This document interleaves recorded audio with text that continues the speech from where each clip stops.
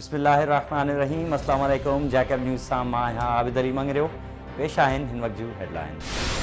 जैकबाबाद खजाना ऑफिस में उस्मान राजपूत के अचण बाद एजेंट माफिया एक भेरो ॿीहर सरगर्म। Additional district accounts officer Mohammad Usman Rajput के मुकर्रर थियण बाद खजाना ऑफिस में एक भेरो ॿीहर एजेंट माफिया सरगर्म थी वही है। Additional accounts officer Mohammad Usman Rajput Jacobabad ठुल ऐं गड़ी खैरो तालकन में मुख्तलिफ कमन लाइ ईंदड़ माण्हुनि सां अणढंगो रवैयो रखण लगो, जॾहिं त संदसि ऑफिस एजेंट्स लाइ सरेआम खुलियल है। मोहम्मद उस्मान राजपूत ऑफिस के दरवाजे ते गार्ड बीहारे ऑफिस अंदरां बंद करे सिंध सरकार पारां नोटिफाई कल एजेंट सां अकेलाई में कलाकनि जा कलाक कचहरियूं करण लगो। डायरेक्टर जनरल सोशल वेलफेयर के इंक्वायरी ऑफिसर गुलाम अब्बास ॾेथो कुछ वक्त अॻु डीईओ तालीम ॾांहुं लेटर लिखंदे तालीम खाते के 18 मुलाजिमन अब्दुल करीम बंगलानी, यार मोहम्मद लाशारी, वली मोहम्मद उढो, अमीन अली खास खैली, धनी बख्श तहीम, मीरदाद बुर्लो, अब्दुल सत्तार खोसो, मोहम्मद हनीफ लगारी, अली गोहर चन्नो, मोहम्मद इस्माइल सुमरो, सुल्तान अहमद धरपाली, सलीम दायो, मजहर बुर्लो, बदर खोसो, शाबख्श जाफरी ऐं उबैद रिंद के एजेंट करार ॾींदे चयो हो त ही खजाने ऑफिस के अमलदारन सां मिली भगत कंदे गैर कानूनी तौर रिटायरमेंट, ग्रेजुएटी, पेंशन ऐं जीपी फंड जा बिल पास कराईंदा आहिनि, जन खिलाफ महकमानी कार्रवाई कई वञे, जंहिं बाद उन्हनि मुलाजिमन मथां खजाना ऑफिस में अचण ते पाबंदी पयल हुई ऐं मोहम्मद उस्मान राजपूत के अचण बाद सिंध सरकार पारां नोटिफाई कल एजेंट सरेआम संदसि ऑफिस अंदर नवेकलाई में कचहरियूं कनि था। पीटीआई अगवान सरदार ज़ादा शरीफ खान बुलेदी कत्ल केस में सरदार सज्जाद खान बुलेदी कोयटा में गिरफ्तार। 23 नवंबर 2020 ते सिविल लाइन थाने जी हद नर्सिंग कॉलेज वेझो हथियारबंदन की फायरिंग में कत्ल थी वयल पाकिस्तान तहरीक इंसाफ के अगवान सरदार ज़ादा शरीफ खान बुलेदी के कत्ल केस में सरदार सज्जाद खान बुलेदी के सीटीडी पुलिस कोयटा के सरियाब वारे इलाके में गिरफ्तार करे वरतो है। इन सिलसिले में राब्तो करण ते सरदार ज़ादा हनीफ खान बुलेदी जैकब न्यूज़ के बुधायो त सरदार सज्जाद खान बुलेदी जी कोयटा में रिहाइश पजीर होने वाली इत्तला ते सरियाब पुलिस जरिए खेस गिरफ्तार करायो है, जैके कोयटा पुलिस कानूनी गुर्जू पूरियों करण बाद जैकबाबाद पुलिस हवाले कंदी। बे पासे राब्तो करण ते जैकबाबाद पुलिस के तर्जुमान सहाफ़िन के बुधायो त इत्तला मिलो है त सरदार सज्जाद खान बुलेदी के कोयटा के सरियाब वारे इलाके में सीटीडी पुलिस गिरफ्तार किया है। डीआईजी सतह ते राब्ते में आयूं, जैकबाबाद का पुलिस मोकले खेस जैकबाबाद खणाए ईंदासीं।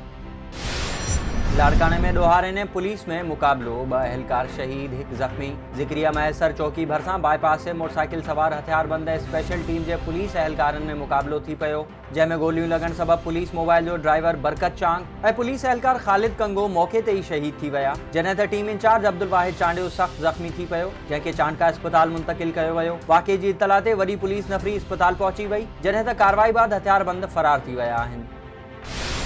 सादकाबाद वेझो इंडस हाईवे ते वैन ऐं बस में टक्कर, औरत फौत, 6 ॼणा ज़ख्मी। रोड हादसे में बडाणी वासिण 25 वरनि जी सोणी ख़ातून फौत थी वई, जॾहिं त फरीद सांगी, अब्दुल रशीद सांगी, अलावल सांगी, बग्गो सांगी ऐं ख़ालिद सांगी ज़ख्मी थी पिया, जिन खे रहीम यार खान अस्पताल मुंतकिल कयो वियो। होॾां फौतण औरत जो मड़ एम्बुलेंस वसीले अबाणे इलाके आंदो वियो।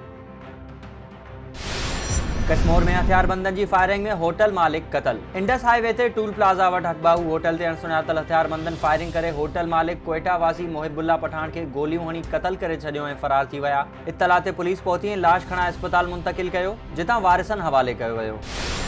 कोट लालू में तेज रफ्तार कार जे टक्कर में पीर सन फौत। जलालजी भरसा मेहरान नेशनल हाईवे ते कार जो टक्कर लगन सबब मोटरसाइकिल सवार गोठ सखर खान शर वासी 60 वरनि जो अकन फ़कीर शर फौत थी वियो, जंहिंजो मड़ तालका अस्पताल फैज़गंज मुंतकिल कयो वियो। जैकबाबाद के जाफराबाद पाड़े में रज़ा अकेडमी जो इफ्तिताह, उस्ताद रामचंद लंदन वारे जी शाख करार। इफ्तिताही तकरीब में शहरन समेत सीनियर उस्ताद अब्दुल मजीद गुंजो, असलम अबड़ो, मोहम्मद इशफाक कलोड़ो, मोहम्मद यासीन अंसारी, नबी बख्श अंसारी, रज़ा मोहम्मद चाचड़, डॉक्टर गुलाम कादिर डहानी ऐं ॿियनि शिरकत कई, जिते अकेडमी के चेयरमैन ऐं मेहमाननि जो चवणो त ही नौजवाननि के बेहतर मुस्तक़बिल ऐं उन्हनि खे महांगाई के दौर में मयारी तालीम फराहम करण लाइ मुनासिब इदारो आहे। गड़ियासन में गोठाणन जो ज़रई ज़मीन ते कब्जे खिलाफ एहतजाज। गोठ लीमो लाशारी वासी बहादुर लाशारी प्रेस क्लब पहुंची एहतजाज कंदे दायो है त मुंहिंजी 28 जरेब ज़रई ज़मीन ते बासर कब्जो करे वेठा आहिनि। तर जे चङनि मुड़सन वटि दाह खणी वयसि त बासर मूंखे मुंहिंजे पुटनि खे मारनि था। हुन एसएसपी जैकबाबाद खां घुर कई त मूंखे मुंहिंजे ख़ानदान खे ख़तरो आहे, मुंहिंजी मदद करे ज़रई ज़मीन तां कब्जो ख़त्म कराए तहफ़ुज़ ॾिनो वञे। हलीम आदिल शेख कच्चे जे धाड़ेलन के मज़लूम करार ॾेई छॾियो। पुलिस एहलकारन की शहादत नाकाम हिकमत अमली जो नतीजो करार। सिंध में मुखालिफ धुर जे अगवान हलीम आदिल शेख कंदकोट में शाबान जखरानी की रिहाइश गाह ते मीडिया सां ॻाल्हाईंदे चयो त कच्चे में रहंदड़ धाड़ेल वेचारा आहिनि, उहे सभु ॾोहारी न आहिनि। कुछ टोलो ॾोहारी बणियल आहे। जेकॾहिं बेरोज़गारी ऐं बदहाली न हुजे हा त को बि शख़्स हथियार न खणे हा। चाचड़ बिरादरी जे क़त्ल थिए वियलनि बाबति ॾुख आहे। शिकारपुर में पुलिस जी नाकाम हिकमत अमली सबबि पुलिस एहलकार शहीद थिया आहिनि। IG सिंध गुम आहे, जंहिं लाइ इश्तिहार हलाइण जी ज़रूरत आहे। मामले खां वज़ीर आज़म पाकिस्तान खे आगाह कंदुसि। चरी मीरवाह में बासरन पौरियत जे घर के बाह ॾेई साड़े छॾियो। मुतासिरन जो कुरान पाक खणी एहतजाज। ॻोठ कबूल मोहम्मद दस्ती में बासरन पारां घर के बाह ॾियण ख़िलाफ़ मुतासिरन औरतनि ऐं मर्दनि अल्ताफ़, दीदार, तैमूरा, माई लक्ष्मी ऐं ॿियनि कुरान पाक खणी एहतजाज कंदे चयो त बासरन न्याज़ मोहम्मद, रंग अली, असद अली, मोहम्मद अली, साजिद दस्ती ऐं ॿियनि घर के बाह ॾेई साड़े छॾियो आहे, जंहिं सबबि न्याणियुनि जे ॾाढ समेत समूरो सामान सड़ी रख थी वियो आहे। प्लाट फबाइण ख़ातिर हुन अॻु बि केतिरा ई हमला कया आहिनि। SSP खैरपुर खे अपील आहे त संदनि ख़िलाफ़ दहशतगर्दी जो केस दाख़िल करे इंसाफ़ कयो वञे।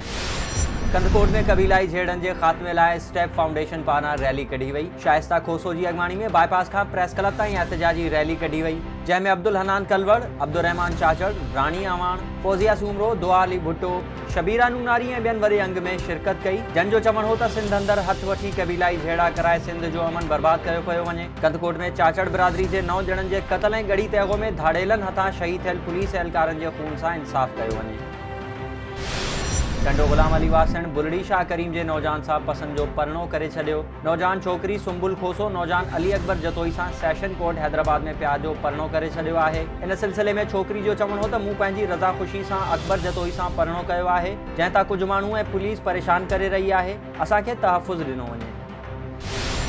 गौसपुर में JUI जे सॾ ते टाउन कमेटी में थियल मुबैना करप्शन ख़िलाफ़ एहतजाज। तरक्याती फंड में मुबैना घोबिन ऐं शहर में सफ़ाई जे नाक़िस निज़ाम ख़िलाफ़ जामा मस्जिद खां टाउन कमेटी ताईं सैयद सुहेल अहमद शाह, सादुल्ला ओगाही, मौलवी जमालदीन ऐं ॿियनि जी अॻवानी में रैली कढी वई, जिते मुज़ाहिरीन टाउन कमेटी जे ऑफिस आॾो धरणो हणी वेही रहिया। अॻवाननि जो चवणु हो त टाउन इंतिज़ामिया वॾेरनि जी वांगार बांधे तारीख़ी शहर गौसपुर खे खंडर बणाए छॾियो आहे। 40 लख माहवार बजट हूंदे बि शहर खंडर लॻो पियो आहे। उन्हनि घुर कई त करप्शन ख़िलाफ़ जांच करे ज़िम्मेवारनि ख़िलाफ़ कार्रवाई कई वञे ऐं शहर जी सफ़ाई कराई वञे।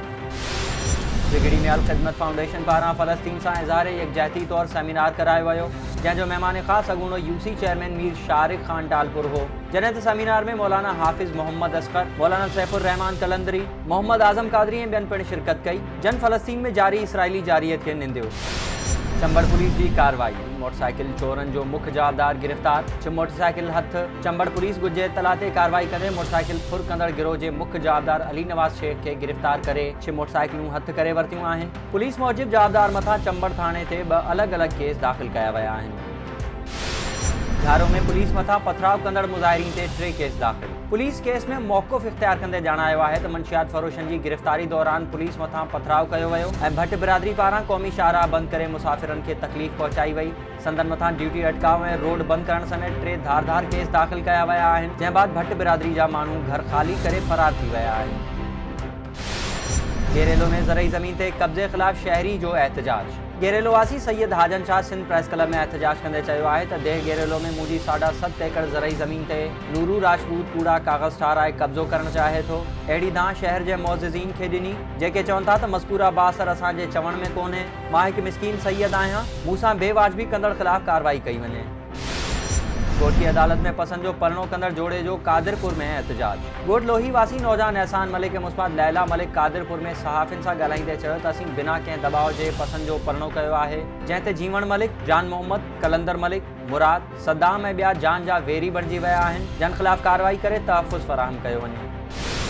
SHO मही मकोल जी कार्रवाई। जुआ जे अॾे ते छापो हणी 3 जुआरिन खे गिरफ़्तार करे वरितो। SHO शब्बीर अली अब्बासी कार्रवाई कंदे 3 जुआरिन खे गिरफ़्तार करे 2 मोटरसाइकिलूं, 1 मोबाइल फ़ोन ऐं रोक रक़म हथ करे वरिती, जन ख़िलाफ़ जुआ एक्ट तहत केस दाख़िल कयो वियो आहे।